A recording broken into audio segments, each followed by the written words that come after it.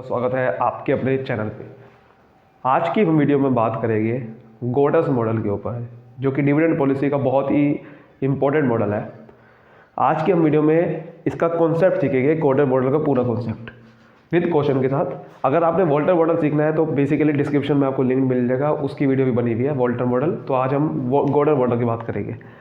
तो ये मॉडल क्या कहता है? ये कहता है कि देखो, इसमें ना शेयर होल्डर्स डिविडेंड चाहते हैं अभी के अभी।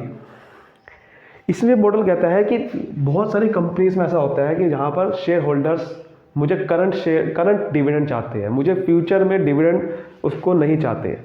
बहुत सारे लोग फॉलो करते हैं कि मुझे फ्यूचर में पता नहीं डिविडेंड कैसे मिलेगा, कम मिलेगा, तो वो रुकना नहीं चाहते। तो वो चाहते हैं कि मुझे आज ही डिविडेंड मिल जाए।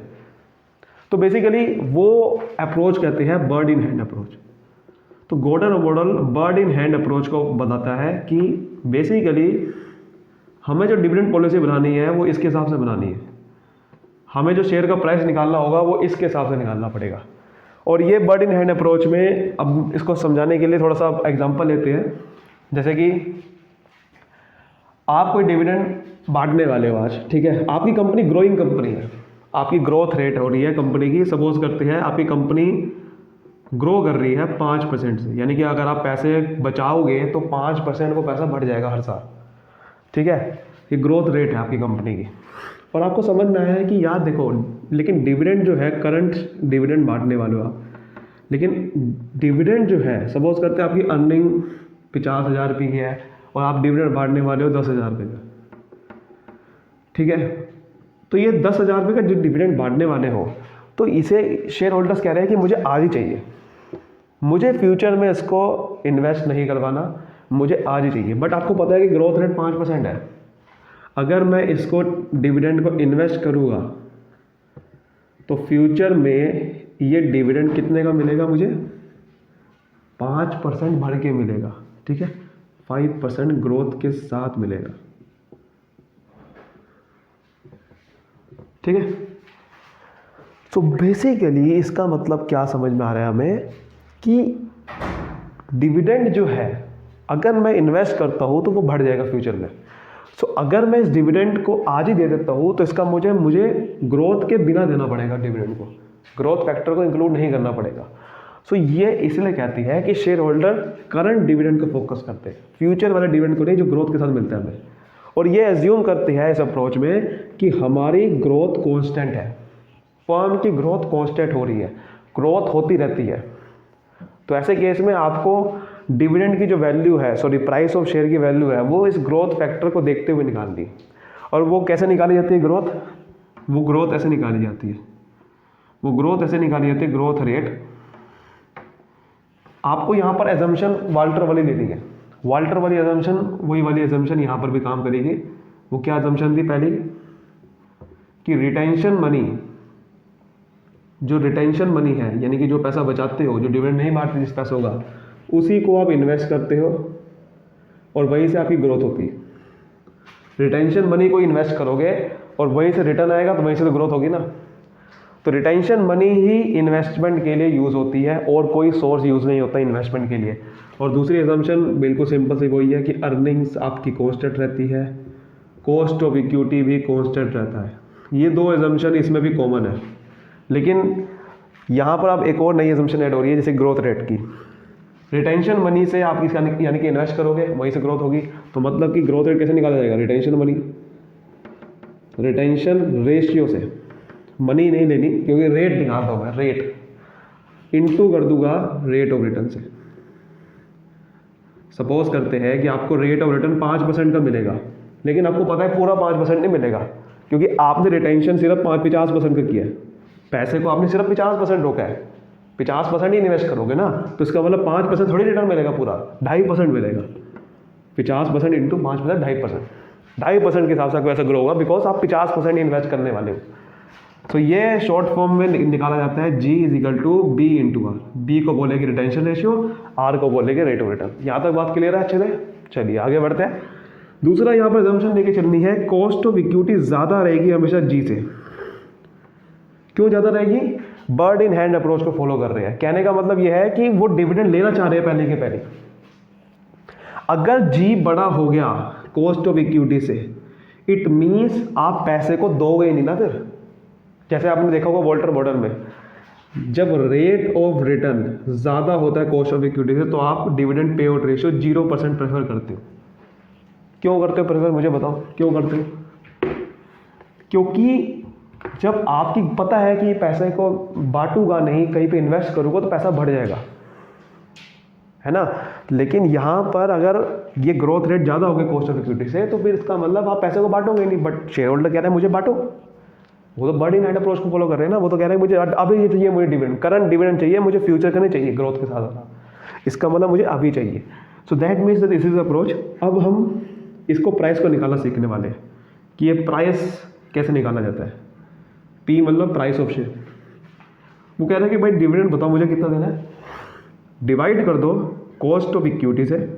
ये तो बिल्कुल सिंपल सी अप्रोच होती है कि कॉस्ट ऑफ इक्विटी डिवाइड करके प्राइस पर शेयर निकल जाता है। लेकिन मुझे पता है कि ये जो डिविडेंड मैं दूंगा उसमें से कुछ पैसा बचाऊंगा और फिर इन्वेस्ट भी करूंगा। तो मुझे ग्रोथ फैक्टर को नहीं लेना है, बिकॉज मुझे करंट डिविडेंड पे फोकस करना है। सपोज करते हैं कि मेरा कॉस्ट ऑफ इक्विटी 12% है, मेरा ग्रोथ रेट 5% का है। सो इसका मतलब क्या है भाई, मैं 5% ग्रोथ वाला फैक्टर इग्नोर कर देना है 12% में से, क्योंकि वो मुझे नहीं लेना। मुझे डिविडेंड लेना है विदाउट ग्रोथ वाला। ये 5% जो ग्रोथ रेट है वो इसी में से निकलता है, कॉस्ट ऑफ इक्विटी में से निकलता है, क्योंकि वही तो पैसा बचाता हूँ मैं। जो मुझे 12% देना था पैसा, 12% क्या डिविडेंड है वो, कि जो मुझे 12% देना था पैसा वो 12% नहीं दिया, उसमें से 5% मैंने इन्वेस्ट करना है हर साल, जो ग्रो होता रहेगा। तो मुझे वो ग्रोथ रेट हटाना है, बिकॉज शेयर होल्डर चाहते हैं कि विदाउट ग्रोथ वाला मुझे दो। विदाउट ग्रोथ वाला मतलब करंट वाला डिविडेंड दो। मुझे नहीं पता फ्यूचर में पैसा मिलेगा नहीं मिलेगा डिविडेंड का, मुझे रिस्क है फ्यूचर में, मुझे bird in hand approach follow करनी है। मुझे आज भी चाहिए डिविडेंड, मुझे उस पैसे को इन्वेस्ट नहीं करना, उस पैसे को हटाओ, यानी कि ग्रोथ फैक्टर को हटाओ, ग्रोथ रेट को हटाओ। मुझे सिर्फ चाहिए वो वाला जो मुझे विदाउट ग्रोथ वाला हो, यानी कि करंट डिविडेंड की वैल्यू बताओ कितनी है। अगर जैसे डिविडेंड की वैल्यू है ना, सपोज करो 10,000 रुपये, सपोज करो कि डिविडेंड की वैल्यू आई 50,000 रुपये। ये 50,000 रुपये डिविडेंड की वैल्यू एक्चुअल में ग्रोथ के साथ रहेगी, क्योंकि ये ग्रोथ रेट हम मान के चल रहे हैं कि ग्रोथ रेट होती ही होती है। तो हमें वो ग्रोथ रेट को माइनस करना है, ताकि इसको बोला जाता है डिस्काउंटेड डिविडेंड ही बोला जाता है, कि हमें डिस्काउंटेड प्रेजेंट वैल्यू निकालनी है डिविडेंड की कितनी होगी, प्रेजेंट वैल्यू, कि फ्यूचर में आज मैं इन्वेस्ट करूंगा, फ्यूचर में जाके ग्रोथ होएगी डिविडेंड की, यानी कि 50,000 में हमेशा ग्रोथ कुछ ना कुछ इंक्लूड रहेगी, क्योंकि हम मान के चल रहे हैं 5% ग्रोथ होती है। ठीक है, तो उसके हिसाब से आपको समझना है। अगर ग्रोथ 0 होगी तो कोई दिक्कत ही नहीं है, तब तो सीधा कॉस्ट ऑफ डिवाइड करो, ये 0 हो जाएगा। लेकिन अगर 0 नहीं है ये, तो फिर इसको माइनस करना ही पड़ेगा, क्योंकि ये फिर डिविडेंड जो भी होगा वो ग्रोथ के साथ होगा, तो वो ग्रोथ रेट माइनस करना पड़ेगा। बिकॉज मुझे ग्रोथ वाला रेट वाला नहीं चाहिए, मुझे अभी वाला डिविडेंड चाहिए, मुझे ग्रोथ वाला इंक्लूड नहीं करना। ये शेयर होल्डर चाह रहे हैं। अब हम क्वेश्चन को तो समझने की कोशिश करते हैं, इसको समझने की कोशिश करते हैं गोल्डर्स मॉडल कैसे वर्क करता है। जैसे कि यहाँ पर लिखा हुआ है डिविडेंड पर शेयर 50 रुपये का है, कॉस्ट ऑफ इक्विटी 10% है, रेट ऑफ रिटर्न 5% है। हमें निकालना है price of share dividend pay ratio जब हमारे 3 सिनेरियो। हालांकि इसमें एक और सिनेरियो बन सकता है कि रेट ऑफ रिटर्न भी आपको दे देगा कि 5% हो 10% हो। हम अभी फिलहाल आसान ले रहे हैं कि जब आपका 0% है डिविडेंड पे रेशियो, तो सबसे पहले क्या निकालेंगे हम यहाँ पर G is equal to B into R. Growth rate पहले इंपॉर्टेंट है। बी क्या होता है, रिटेंशन रेशियो। अगर मैं पूरा 0% डिविडेंड पे रेशियो है, मतलब मैं डिविडेंड बांट ही नहीं रहा हूँ 0%, तो 100% मेरी रिटेंशन रेशियो हो जाएगी। आप ऐसे भी निकाल सकते हो कि 1 माइनस डिविडेंड पेड रेशियो को आज जब आप करते हो वो उससे रिटेंशन रेशियो निकल सकती है। मैं आपको थोड़ा एक्सप्लेन कर सकता हूँ। यहाँ पर रिटेंशन रेशियो कैसे निकलती है, देखो 1 minus dividend pay out ratio, ठीक है। 1 माइनस 0% कितना होता है, 1 क्या होता है 100%, तो 100% आ गया। या 100% minus dividend pay out ratio, ऐसे समझो चीज़ों को, ठीक है। ये 100% में से जब आप dividend pay out ratio minus कर देते हो तो आती है रिटेंशन रेशियो। तो कितना आ गया, 100% पूरा बचा दिया, इसका मतलब मैंने। रेट ऑफ रिटर्न कितना है 5% का। ग्रोथ रेट कितना आ गया, 5 इंटू 100% कितना होता है, कितना होता है बताओ, 5% ही तो होगा ना, हाँ या ना। फिर हमें क्या निकालना है, प्राइस। तो price is equal to dividend upon cost of equity minus G. तो डिविडेंड कितना दे रहा हूँ मैं, 50 पर शेयर। हालांकि डिविडेंड तो बांट ही नहीं रहा हूँ मैं, है ना, डिविडेंड तो बांट ही नहीं रहा हूँ मैं। तो डिविडेंड जब बांट ही नहीं रहा हूँ तो इसका मतलब प्राइस तो जीरो आना चाहिए ना। तो डिविडेंड तो बांट ही नहीं रहा हूँ मैं, तो प्राइस यहाँ पर जीरो आ जाएगा। समझ रहे हो बात को, क्योंकि डिविडेंड बांट रहा हूँ तभी तो यहाँ पर मैं लूंगा ना। डिविडेंड तो बांट ही रहा हूँ, 50 रुपये किसको दे रहा हूँ मैं डिविडेंड, 0% दे रहा हूँ मैं डिविडेंड, मैं तो बांट ही नहीं रहा हूँ। तो उसका मतलब ये जीरो आएगा, क्योंकि ऊपर जीरो हो गया, काम खत्म, जीरो ही आएगा आंसर। अब हम यहाँ पर समझते, G is equal to B into R. 50% dividend paid ratio है, तो 100 में से 50% गया, कितना आता है 50%, वो क्या बन जाएगी, रिटेंशन रेशियो। तो बी क्या आएगा 50%। 5% मेरा रेट ऑफ रिटर्न है, तो 5% मैंने यहाँ लिखा। 50 का 5% कितना होता है, 50% तो 5% 2.5% आ गया कि नहीं आ गया, बताओ हाँ या ना, है ना। अब देखते हैं हमारा प्राइस। प्राइस कैसे निकालता हूँ मैं, dividend upon cost of equity minus G. ठीक है, डिविडेंड कितना है, अब मैं डिविडेंड बांट रहा हूँ 50 रुपये का, और मेरी कॉस्ट 10% थी इक्विटी की, लेकिन उसमें से मुझे जी यानी कि ये 2.5% मुझे माइनस करना होगा, बिकॉज ये तो ग्रोथ रेट है, हमें ग्रोथ रेट नहीं लेनी है। तो हम आ जाएगा यहाँ पर 50 का 7.5% आ जाएगा। निकालना शुरू करो, कितना आएगा ये, 25 3 जा 25 2 जा 6.67 ऐसे कुछ आ जाएगा। फिर यहाँ पर देखते हैं G is equal to B into R. B क्या है, ओहो बी तो सर है ही नहीं, क्योंकि डिविडेंड में सारा बांट रहा हूँ। डिविडेंड पे रेशियो 100% है, इसका मतलब 100% में से 100% गए 0%, तो ये तो 0% आ गया। तो रेट ऑफ रिटर्न चाहे जो मर्जी हो, तो आंसर तो जीरो ही आएगा ना। तो ग्रोथ 0% होगी, इसका मतलब ग्रोथ है ही नहीं, क्योंकि सारा वैसे डिविडेंड बचा रहा हो तो ग्रोथ कैसे हो सकती है। तो price is equal to D is equal to D upon K minus ji.